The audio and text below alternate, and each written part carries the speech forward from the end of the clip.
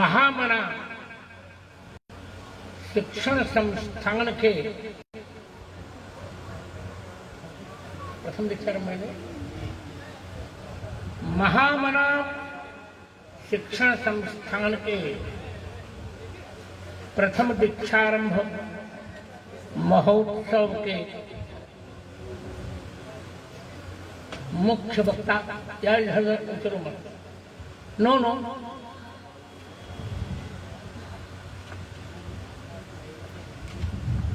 मुख्य वक्ता और बहुत अच्छे विद्वान मेरे छोटे भाई, क्योंकि मेरा जन्म 1950 में हुआ, इनका 55 में। मेरे छोटे भाई दत्तात्रेय जी मेरे वाम भाग में बैठे हुए, तो सदैव दक्षिण स्वभाव वाले मेरे मित्र कृष्ण गोपाल जी, मेरे मित्र भी, परिचित भी और स्नेही भी, संबंधी भी, यहाँ के सचिव श्रीमान प्रमोद कुमार तिवारी जी, अन्य ज्ञात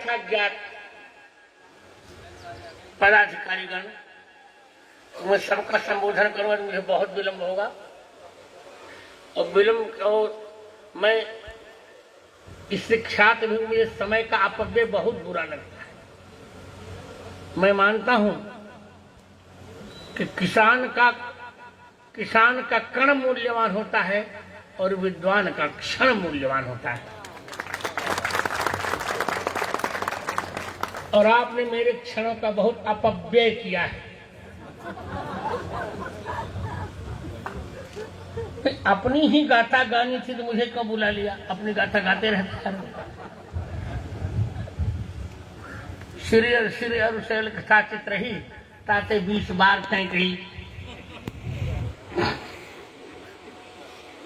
मुझे सुनना था तो ठीक से सुनना चाहिए। मैं तो एक प्रकार से, जिसको अंग्रेजी में कहते हैं, डिस्टर्ब हो चुका हूँ।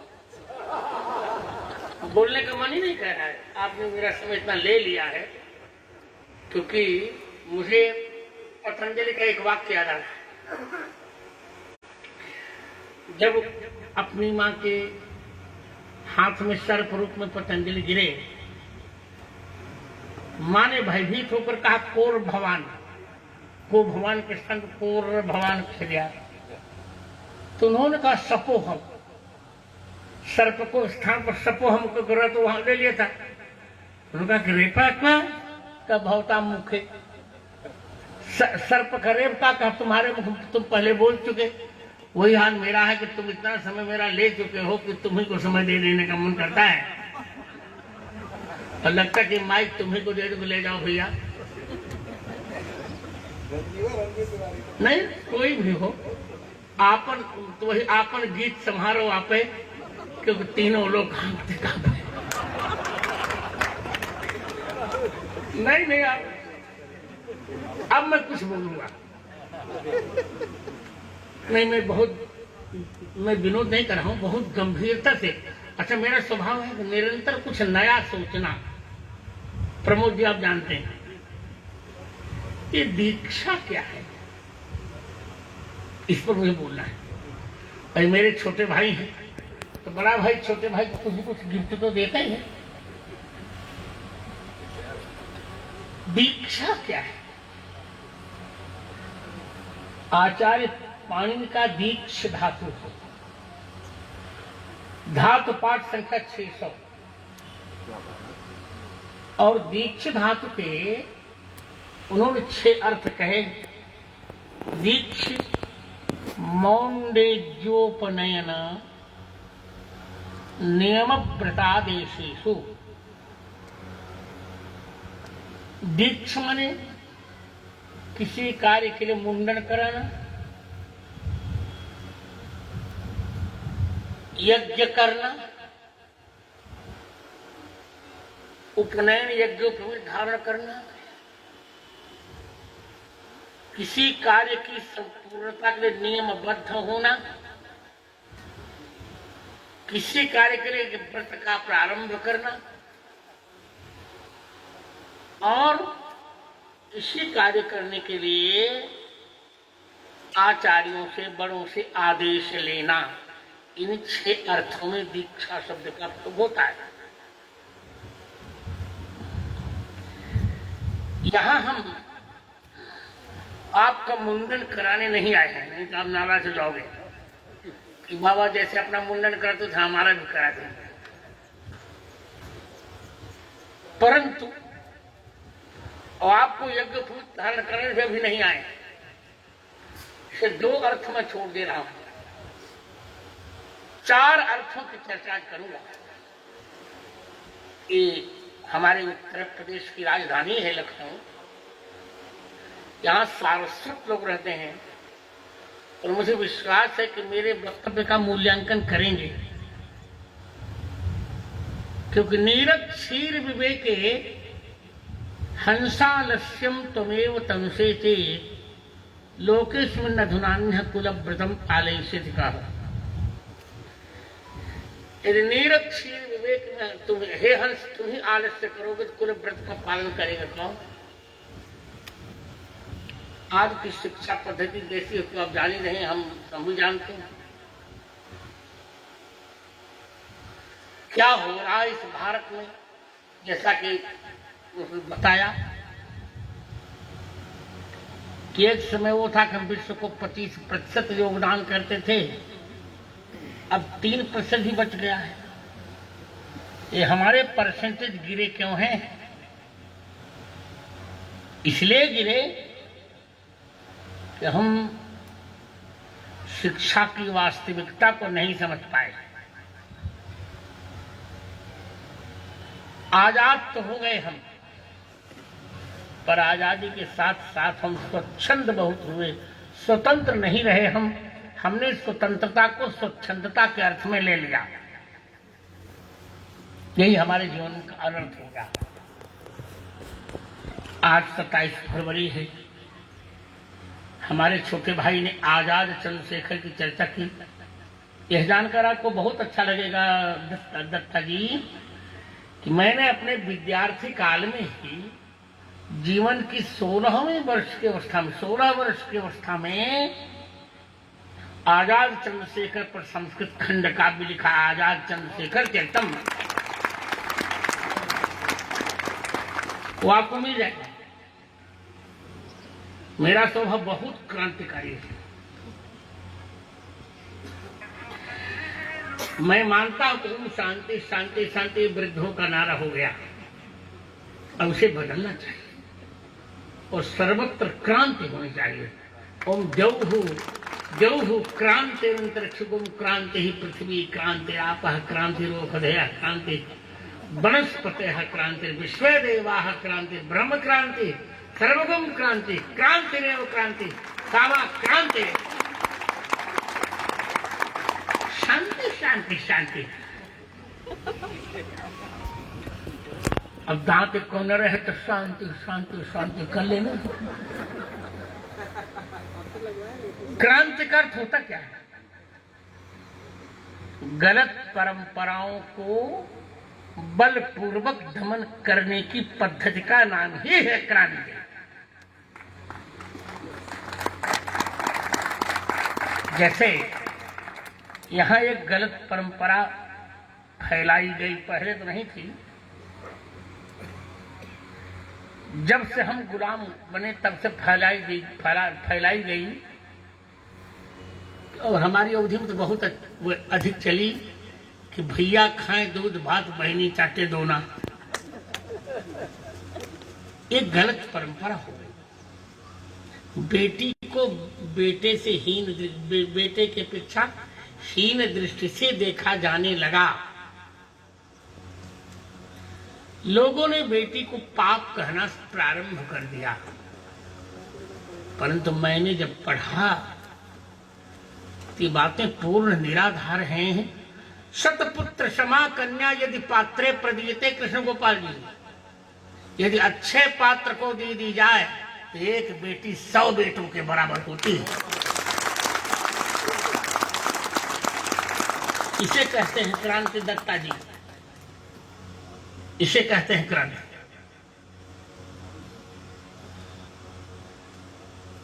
हम उस परंपरा को दबाएं, भैया खाएं दूध भात, बहनी चाटे दोना, गलत बात।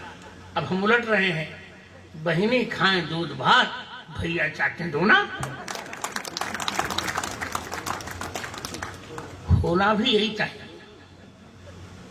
हमारे देश में अपनी भूमि को मातृभूमि कहा गया, पितृभूमि नहीं कहा गया।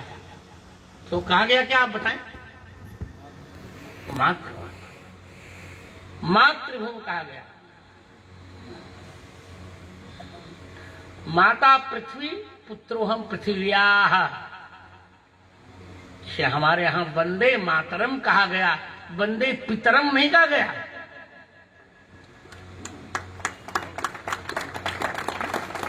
आपको वक्तव्य अनुकूल लगे तब ताली बजाइए, नहीं तो न बजाइएगा, क्योंकि मच्छर मारने की बहुत आवश्यकता नहीं। वंदे मातरम कहा गया, बताओ। मैं अपनी मां का वंदन करता हूं, पिता का वंदन नहीं करता हूं। वंदे पितरम नहीं, वंदे मातरम। सुजलाम सुफलाम मलेज शीतलाम, क्या सस्य श्यामलाम मातरम वंदे। आहा, फलतः जब देश में आजादी का सूर्योदय होने वाला था, तब केशव जी के प्रेरणा से केशव जी का अवतरण हुआ और उन्होंने राष्ट्रीय स्वयं सेवक संघ की स्थापना की। ये क्या है?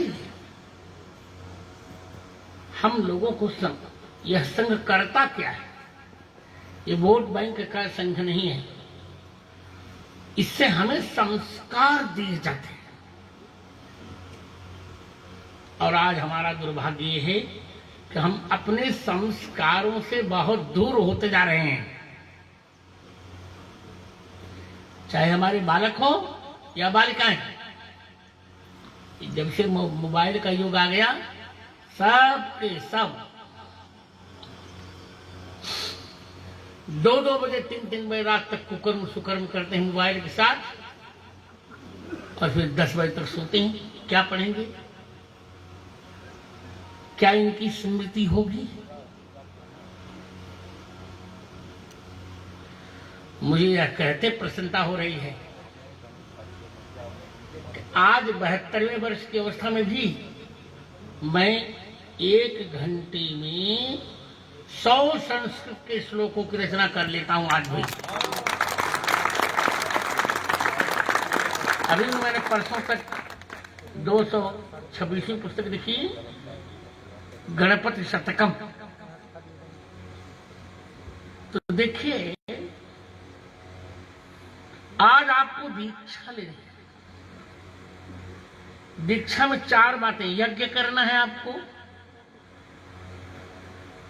नियम का पालन करना है, व्रत का पालन करना है और आदेश का पालन करना है। यज्ञ क्या लेंगे आप? कोई गणपति यज्ञ हम कर रहे हैं कि आप यज्ञ करिएगा? नहीं। यज्ञ का मूल क्या है बच्चों और बालिकाओं? यज्ञ का मूल है स्वाहा। क्या? स्वाहा। स्वाहा किसका? 3 शब्दों को मिलाकर स्वाहा शब्द बनता है। स्व आ हा। स्व माने अपने स्वत्व का, अपने अहंकार का, अपने भाव का आदर पूर्वक हा माने त्याग कर देना भारत मां के चरणों में, उसी का नाम है स्वाहा। स्वस्य आदरेण हानम स्वाहा। आज से हम दीक्षा लेंगे कि हम अपने स्व के पोषण के लिए देश का बलिदान नहीं करेंगे। देश का जो बंटवारा हुआ वहां स्वाहा नहीं थी, स्वधा थी। आज से मेरा दत्ता जी समझ गए और कृष्ण गोपाल भी समझ गए और देख रहा हूं मुस्कुरा रहे दोनों कि गुरु जी का क्या है, क्यों बंटवारा हुआ था इस देश का आप जान ही रहे। उस समय का प्रधानमंत्री स्वाहा नहीं जानते थे, स्वधा जानते थे। मेरी प्रतिष्ठा बच जाए, देश भाड़ में जाए, जाने दो। जबकि तेरा वैभव अमर रहे मां, हम दिन चार रहें न रहें। ये है स्वाहा। आज इसी यज्ञ की प्रतिज्ञा कीजिए। इसी यज्ञ में हम आपको दीक्षित करने आए हैं। यही है हमारी दीक्षा का आरंभ। हम जितने बालक बालिकाओं के यहाँ पढ़ाएंगे, प्रयास हमारा ये होना चाहिए शिक्षकों का, शिक्षिकाओं का, कि हम अपने स्व के पीछे न पड़ जाएं। हम जो कहते हैं वही वो। अरे तुम जो कहते तुम होते कौन है यार? तुम जो कहते हो चाहे भाड़ में जाए। भारत माँ जो कहती वो होना चाहिए, तुम नहीं होना। आशा है मेरी बात आप समझ गए होंगे। मैं कठोर व्याख्यान देकर आपको नींद में नहीं लाना चाह रहा हूं। कभी कभी कुछ लोग इतना ऐसा बौद्धिक व्याख्यान देते हैं कि वही बोलते वही समझते हैं।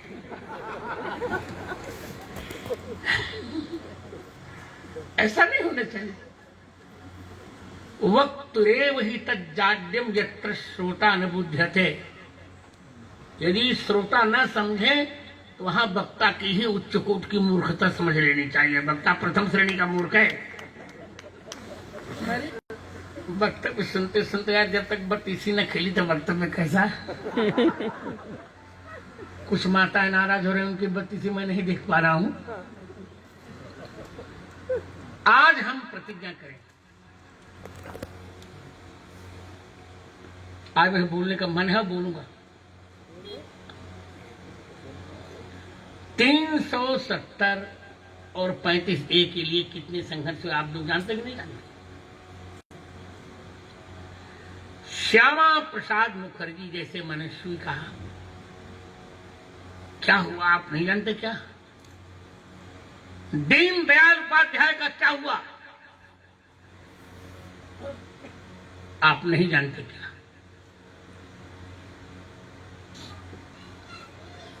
मैं स्वयं उसमें वाराणसी गया था। यदि मैं वाराणसी का ही छात्र हूं, तो वाराणसी स्टेशन पर उनको हमने फूल का गुच्छा दिया था। हमको यह पता नहीं था कि उनके मुगल सराय आते आते अब वो नहीं रहेंगे। जीवन के ऐसे अनगिनत करुण अनुभव हैं जिनको उपस्थित कर पाना न तो संभव है, और उपस्थित करने में भी एक प्रकार का पाप ही लगेगा। इसलिए 370 और 35A कितने मर्माहत कर रहे थे हमको। हम अपने देश में रहकर भी अपना तिरंगा झंडा वहां नहीं फहरा पा रहे थे। हम लोगों ने रणनीति बनाई, झूठ नहीं बोलते हम। आवाज सुना दे रहे हैं। मेरी सरसंघ चालक की मेरी मित्रता है। हम लोग 3 लोग एक ही वर्ष जन्मे। मैं, जगत गुरु राम भद्राचार्य, नरेंद्र भाई मोदी और भागवत जी, तीन लोग 50 के जन्मे हुए। सबसे प्रथम उपवेशन हम लोगों ने हरिद्वार में किया, उसमें भागवत जी मेरे साथ थे। कैसे किया जाए, अंत में निर्णय किया कुछ भी करो, मोदी में चाहे जो कुछ भी हो, पर काम करने वाला व्यक्ति है उसे उतारा जाए। उतार दिया, और कुछ लोग माने या न माने, मान न मान मैं तेरा मेहमान, पर जो हम चाहते थे वो उसका लगभग 50% हमने पूरा कर लिया है। 50% पूरा कर लिया है, और 50% जो है वो भी पूरा करेंगे। 50% पूरा ये किया, ट्रिपल तिलाक की कुप्रथा दूर की, और 35A और 370 प्रश्न आया कि इसको कहां पहले लाया जाए। मैंने कहा पहले राज्यसभा में लाया जाए, ज्योतिष यही कह रहा है। तो उन्होंने पूछा कि गुरु जी आप कैसा कह रहे, पहले लोकसभा में, नहीं चुप, पहले राज्यसभा में ले आओ, फिर लोकसभा में निपट लेंगे। 5 अगस्त 2019 को हम राज्यसभा में ले आए, और 7 अगस्त 2019 को हम लोकसभा में ले आए। अब हो गया कश्मीर का आनंद। हमने 370 समाप्त किया, 35 से समाप्त किया। हम आपको वचन दे रहे हैं, अभी 50% कार्य बचा है। ये भी सबको करना पड़ेगा, कृष्ण गोपाल सबको हमको करना पड़ेगा। आप लोग तो किसी न किसी पद पर है, मैं जगत गुरु हूं, पर्याप्त मेरे लिए। लक्ष्य तक आपका ही गीत है, लक्ष्य तक पहुंचे बिना पथ में पथिक विश्राम कैसा। ये लक्ष्य तक पहुंचे बिना नहीं, पथ में पथिक विश्राम कैसा। हमारा लक्ष्य है, हम पूरा कश्मीर लेकर ही विश्राम लेंगे। हमारा लक्ष्य है, हम हिंदी को राष्ट्रभाषा घोषित कराएंगे। हमारा लक्ष्य है, हम रामचरितमानस को राष्ट्र ग्रंथ घोषित कराएंगे। हमारा लक्ष्य है, हम गंगा को राष्ट्रीय नदी घोषित कराएंगे। गौ माता को राष्ट्रीय धरोहर घोषित कराएंगे, गौवध बंद होगा। ये भी 50% कार्य हमारे बाकी बचे। राम जन्मभूमि में हमने कितना संघर्ष किया आप जानते हैं, और ऐसी भगवान की लीला कि जब रंजना जी जानती हैं, यदि यहाँ बैठी हो तो अच्छा है, नहीं तो वो जानती हैं यहाँ कि बहुत अच्छी वकील है, मेरी बेटी ही जैसी। तो जब जजों ने शास्त्रीय साक्ष्य मांगे, राम जन्मभूमि पर शास्त्रीय साक्ष्य कैसे मिले, सारे शंकराचार्य हो चाहे अमुकाचार्य हो, कहने में फिर बुरा लगेगा, मीडिया फिर छापेगा, और मुझे चिंता नहीं, जबकि मैंने परसों ऐसा कुछ भी नहीं कहा था, पर छाप दिया मीडिया ने, तो ठीक है। सब ने कह दिया मेरे ठाकुर नहीं, मेरे ठाकुर हमें निषेध कर रहे हैं। शंकराचार्यों ने कहा जब सारे रामानंद जितने आचार्य हैं साहब लोग, मेरे पास जब ये प्रकरण आया तो मैंने कह दिया कि देखिए, मैं वशिष्ठ गोत्रीय ब्राह्मण हूं, राम जी का ही नमक मेरे पूर्वजों ने खाया, मैं भी खा रहा हूं। जिस मुकदमे में पक्षकार नाबालिग होता, वहां माता पिता गुरुजन बोलते हैं, तो राम जी हमारे रामलला नाबालिग, मैं बोलूंगा गुरु स्थान से देता हूं। और क्या बिगड़ गया मेरा?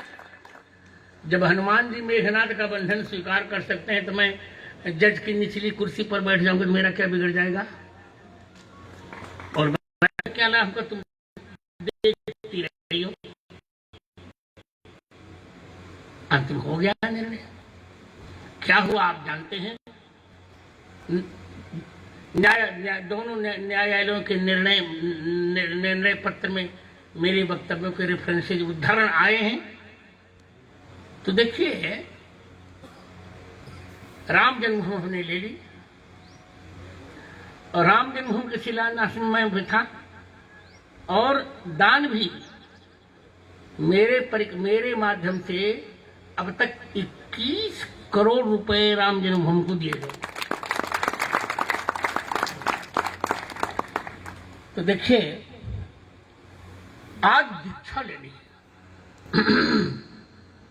स्व के त्याग की। स्व का त्याग करना ही यज्ञ है। हम सब कुछ कर रहे हैं पर हम अपने स्व का त्याग हम नहीं कर पा रहे। ये बहुत घातक है। और आज हमें एक नियम लेना है, राष्ट्र देवो भव, राष्ट्र को देवता मानो। हमें व्रत लेना है कि तब तक हम काम करते रहेंगे जब तक भारत माता को आध्यात्मिक स्वतंत्रता नहीं मिल जाती। हमें आदेशों का पालन करना है। जो आदेश दिए गए हैं, मातृदेवो भव, पितृदेवो भव, अतिथि देवो भव, आचार्य देवो भव, चार तो कहे गए, दो मैं और कह रहा हूं, हिंदुत्व देवो भव और राष्ट्र देवो भव। हिंदुत्व कोई सांप्रदायिक शब्द नहीं है। ही का अर्थ है हिमालय, इंदु का अर्थ है चंद्रमा। जिस संस्कृति में हिमालय के समान स्थिरता और चंद्र के समान शीतलता का बोध कराया जाता है, उस वैदिक भारतीय सनातन संस्कृति का नाम है हिंदू संस्कृति।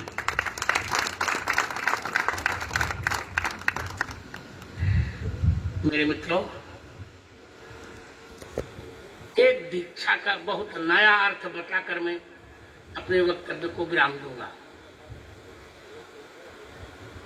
तो जैसे मैंने कहा, मैं निरंतर खुद को सोचता हूं और होना भी चाहिए। सरस्वती का स्वभाव होता सोचना। जहां से चिंतन समाप्त हो गया, जब चिंतन समाप्त होता तभी चिंता का जन्म होता है। इसे चिंतन करते रहना चाहिए। मुझे हर्ष है, अभी उत्तर प्रदेश के यशस्वी मुख्यमंत्री मेरे छोटे भाई हैं, बहुत छोटे भाई, और बहुत प्रेम करते हैं। उन्होंने कहा, जगत गुरु जी, मैं कुछ कारण से आप तक नहीं पहुंच पाऊंगा, आप आ जाइए, आप ब्राह्मण हैं, आप आ जाइए मुझे आशीर्वाद देने का। मगर ठीक आते हैं। चर्चा हम लोगों ने की और सार्थक चर्चा। हम चिंतित हैं कि भारत की आबादी धीरे धीरे, जनसंख्या बढ़ रही है। 1 अरब 30 करोड़ से ऊपर चले गए। हमें अब समान नागरिक संहिता चाहिए। ये सब कार्य मैं दे रहा हूं आरएसएस को। आप गुरु दक्षिणा मांगते हैं ना, सबसे तो मैं भी मांगूंगा कि आपने क्या गुरु दक्षिणा, आपने क्या दी, बताइए पहले। हमें समान नागरिक संहिता चाहिए, और समान नागरिक संहिता यदि बन जाएगी ना, तो देश का असंतुलन समाप्त हो जाएगा। हमने 50% असंतुलन समाप्त कर लिया है ट्रिपल तलाक समाप्त करके। अब हमें समान नागरिक संहिता बनानी चाहिए, और हमारा रामचरितमानस राष्ट्र ग्रंथ होना चाहिए। इससे आतंकवाद की संपूर्ण समस्याओं का समाधान हो जाएगा। तो अब मैं दीक्षा का एक बहुत नया अर्थ अथवा नई परिभाषा बताकर इस वक्तव्य से विराम लूंगा। देखिए, अभी हम अपने उत्तराधिकारी सोच रहे थे कि जब हम जानते थे फिर भी निश्चित कर लेना चाहिए था।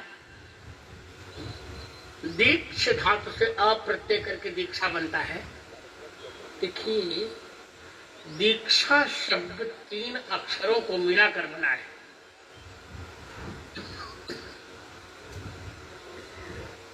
दी और आ।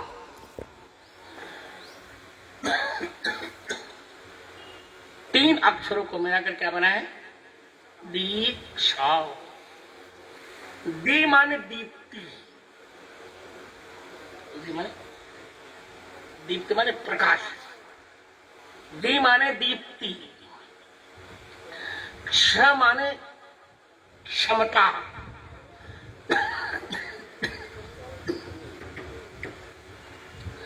और आ माने आदर।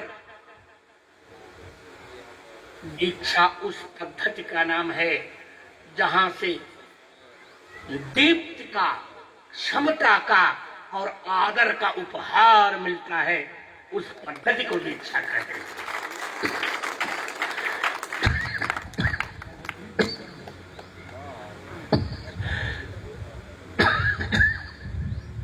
इसलिए असतो मा सद्गमय, तमसो मा ज्योतिर्गमय। थोड़ा जल्द।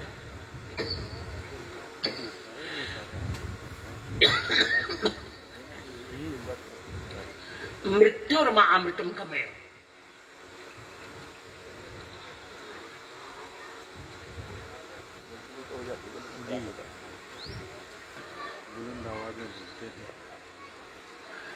जहां से दीप्ति मिलती है, जहां से विद्यार्थी को प्रकाश मिले, दीप्ति मिले, जहां से प्रकाश विद्यार्थी को क्षमता मिले, उसे सामर्थ्यवान बनाया जा सके। यही मैंने कह दिया था, तो मीडिया वालों ने उल्टा से उल्टा कर दिया। हमें क्लेब नहीं बनना चाहिए। स्वयं भगवान गीता का प्रथम वाक्य बोलते, क्लेब्यम मास्मगम पार्थ नहीं तत्त्वयुपपद्यते क्षुद्रम हृदय दौर्बल्यम त्यक्तोत्तिष्ठ परंतप। क्लेब्यम मास्मगम पार्थ, हमें क्लीब नहीं बनना चाहिए। इसका अर्थ है हमें पुरुषार्थवादी होना चाहिए। पुरुषार्थवादी कोई भी हो सकता है, पुरुष हो या स्त्री हो, कोई हो। क्या जो मेरे भाग्य में था वो, अरे क्या तुम्हारे भाग्य में था? हम भाग्य को पुरुषार्थ से बदल सकते हैं। अब मेरे भाग्य में तो था, अपना काम किया कि स्वयं तो भीख मांगा नहीं और हजारों लोगों का भीख मांगना बंद करवाया।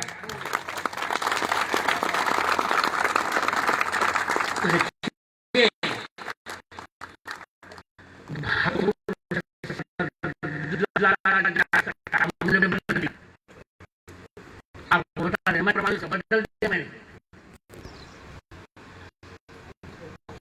आज मैंने कभी सोचा ही नहीं कि मैं दृष्टिबाधित होने मेरे पता सोचा। बच्चे कभी कभी कुछ करते भी हैं, औपचारिक बात मेरे मन पर कुछ नहीं कर, ठीक है, प्रत्येक व्यक्ति को हम क्या करें, हमें करें, उस पर हमारा अधिकार है। किसी के कर्म पर हमारा अधिकार नहीं है। हमारा अधिकार अपने कर्म पर है। कर्मैरेवाधिकार उस्ते मां फलेषु। अब कोई 10 बजे उठे, 9 बजे उठे, कितना करे पढ़े। अब इतना हम सोचते नहीं, तो हम क्या करेंगे, हम कैसे पढ़ेंगे लिखेंगे? हमने अब छोड़ दिया, सोचा ठीक है, जिसको जो करना हो यार करो। मैंने एक बार विनोद में कहा था, let them cry, let them dry, let them die, but let us fry.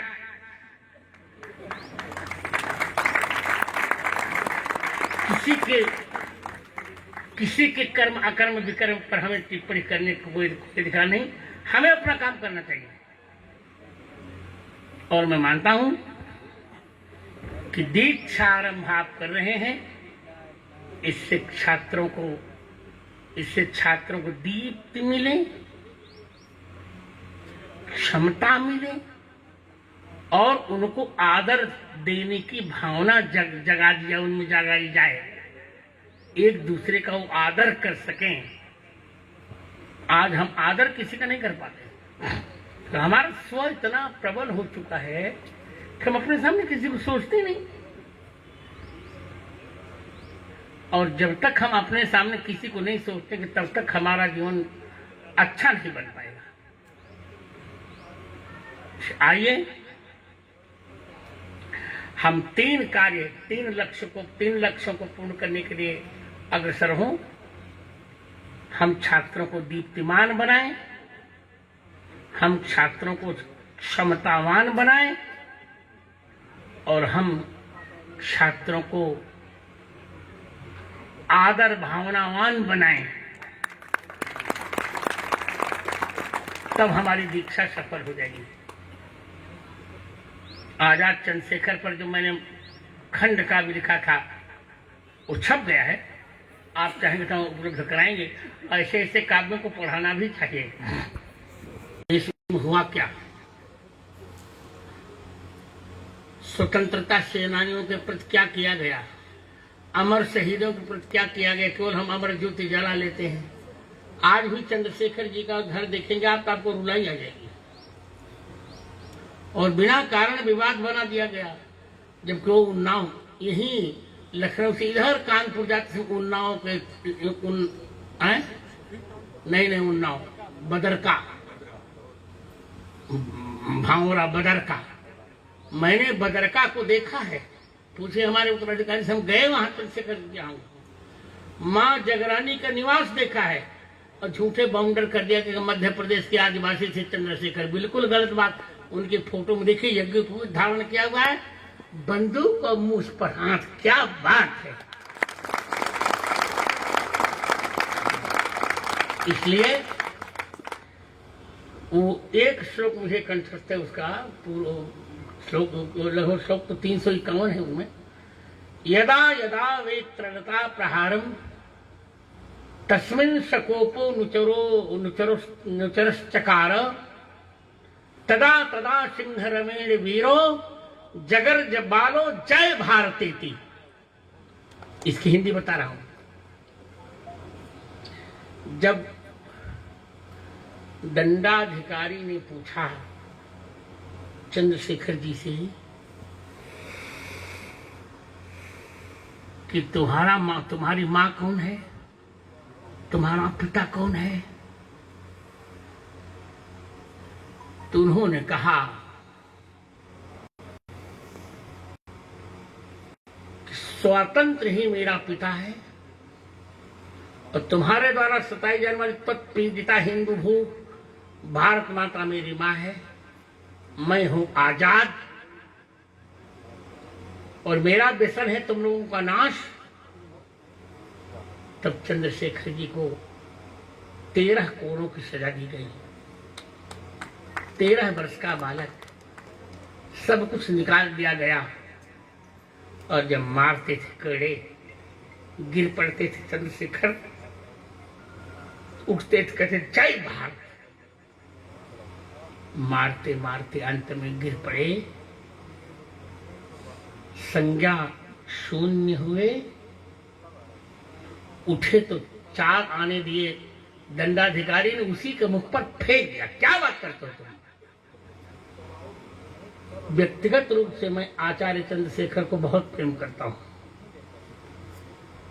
आज अभी तक उनके गांव में कुछ भी नहीं हो पाया। मैं आदित्यनाथ जी से कहूंगा कि जाकर के उनके गांव में कुछ तो किया जाए। कुछ तो हम लोग कर रहे हैं। भगत सिंह पर तो पिक्चर भी बनी, कुछ उनके लिए किया, सिखों ने किया, पर यहाँ तो हम लोग तो ब्राह्मण लोग धनवान नहीं, हम कुछ भी नहीं कर पाए उनके लिए। जबकि चंद्रशेखर आजाद ही एक ऐसे व्यक्ति से चौरी चौरा कांड से चकित हिला दिया अंग्रेजों को। यदि दुष्ट वीरभद्र ने बताया न होता तो उनको अंग्रेज थोड़े पकड़ सकते थे। तो आइए हम दीप्तिमान बने, अपने जीवन के अंधकार को हटाएं हम क्षमतावान बने। उस विद्यार्थी को मैं विद्यार्थी अच्छा नहीं मानता जो माता पिता से पैसा लेता है। अरे इतना अच्छा पढ़ो कि तुम अपनी स्कॉलरशिप से, अपनी छात्रवृत्ति से तुम अपना अध्ययन पूरा कर सको। मैंने यही किया। अपने अध्ययन काल में अपने घर से एक भी पैसे मैंने नहीं लिए। तुम क्यों लेते हो? कि तुम श्रम ही नहीं करते, मोबाइल के पीछे पड़े रहते हो। सोने में तुम्हें बहुत अच्छा लगता है, जबकि विद्यार्थी को बहुत कम सोना चाहिए, बहुत कम खाना चाहिए, बहुत कम बोलना चाहिए। 3 कामों में नियंत्रण हो जाए, 3 कार्यों में नियंत्रण हो जाए तो हम सब कुछ कर सकते हैं। आइए आज हम प्रतिज्ञा करें भारत माता के समक्ष। देखिए ये लखनऊ लक्ष्मणपुर है। आज भी आप देखें, आप अनुभव करें या न करें, रात में अभी पीजीआई में मैं भर्ती था कोरोना के कारण, एक लीला ही थी भगवान की, मुझे कोई कष्ट नहीं होता। आज भी रात में यदि आप देखना चाहें तो देख सकते हैं। 1 बजे के बाद और 5 बजे के पहले इस लखनऊ की भूमि पर कहीं न कहीं लक्ष्मण जी आपको घूमते मिलेंगे। लखनऊ को देख मुझे लगता अभी यही कहीं लक्ष्मण मेरा जगता अभी भी। क्या यही कहीं लक्ष्मण जग रहे हैं? हम निरंतर इस भावना में रहें कि श्री राम हमसे अलग नहीं है, क्योंकि रा का अर्थ है राष्ट्र और मां का अर्थ है मंगल। हम राष्ट्र मंगल की भावना करें, दीक्षारंभ आप करें। हमने जो हमारे पास अभी पैसा था वो तो मैंने आपको दे दिया था, क्योंकि हमें दिव्यांगों को निःशुल्क पढ़ाना पड़ता है, निःशुल्क खिलाना पड़ता है, निःशुल्क निवास देना पड़ता है। और दिव्यांग तो कुछ नहीं कर सकता, उनको कोई पूछता नहीं बेचारों को।